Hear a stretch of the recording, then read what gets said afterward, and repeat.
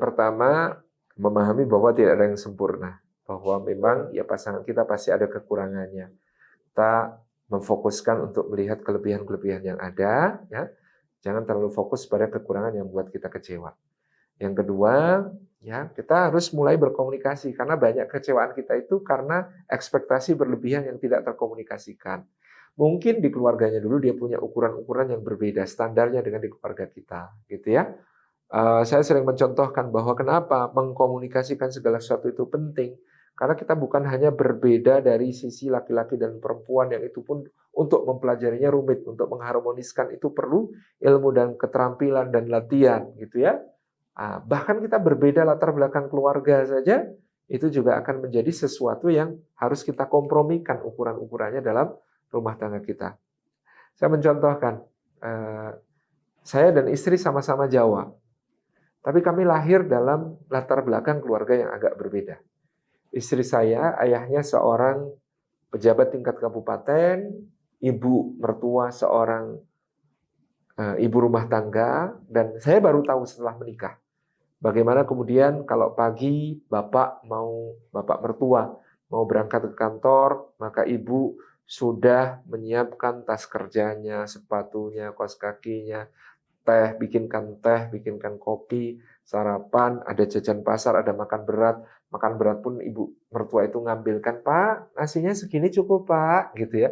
Pak, ini opornya mau pakai paha atau dada, Pak, gitu ya. Diambilkan, makan ditungguin, dan ibu tidak makan selama bapak makan. Itu ibu cuma nungguin, kalau bapak makan apa, ngambilkan kerupuk, apa, macam-macam. Nanti bahkan ketika pakai sepatu, kadang-kadang ibu yang naliin, masuk ke dalam kendaraan, itu yang ngulungin tas gitu ya, dan ibu akan dada-dada di depan rumah sampai kendaraan bapak tidak tampak lagi dikeluhkan baru akan masuk. Itu standar di rumah mertua saya. Di keluarga saya, bapak saya seorang pendidik, ibu saya juga seorang pendidik, dua-duanya mengajar, dan ya kadang biasa saja ibu saya harus berangkat mengajar lebih dulu karena ngajarnya jam pertama. Bapak saya mungkin berangkat lebih akhir. Ya. Bagi keluarga kami simpel saja, semua bisa melakukan apapun dan itu tanggung jawab bersama. Itu misalnya ibu mengatakan, Pak maaf J, ini harus berangkat dulu. Bapak kalau mau sarapan nyeplok telur sendiri aja ya. itu di keluarga saya biasa saja gitu ya. Kemudian Pak tolong anak-anak itu dibikinkan sarapan J gitu ya. Itu misalnya begitu. Dan ibu saya mungkin dengan penuh dedikasi juga kalau sudah sempat ya beliau sudah siapkan apa yang perlu disiapkan, tapi pada kondisi yang darurat no problem. Kemudian untuk bapak juga bisa, anak-anak juga dididik untuk bisa. Itu contoh. Nah, kami menikah, ketemu di dalam satu keluarga. Kan karena kondisi latar belakang yang seperti tadi, ya saya merasa, penuh kesyukuran ya karena tadi istri khidmahnya itu mengikuti standar di keluarganya. Saya di standar keluarga kita. Itu pun kadang-kadang saya dimarahi istri. Kenapa? Saya tiba-tiba pergi ke dispenser, ya nyeduh teh gitu. Abah mau apa?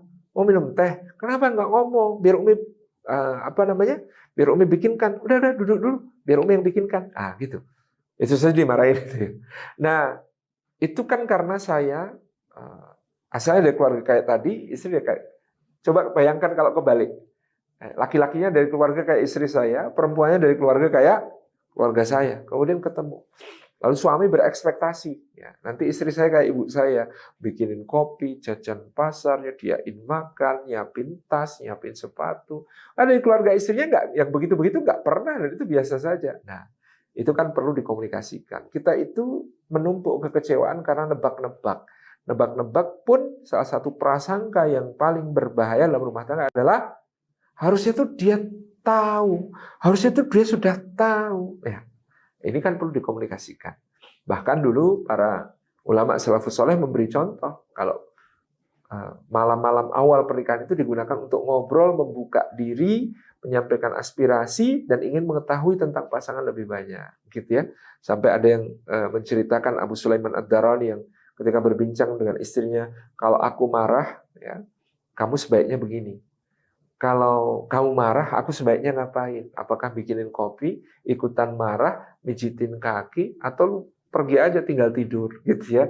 Kalau ada tamu begini, maka bagaimana yang kita lakukan? Mana di antara teman-temanmu yang paling prioritas untuk dijamu?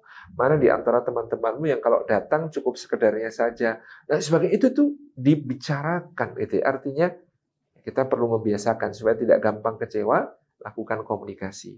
Sampaikan apa yang menjadi harapan kita. Wallahu a'lam.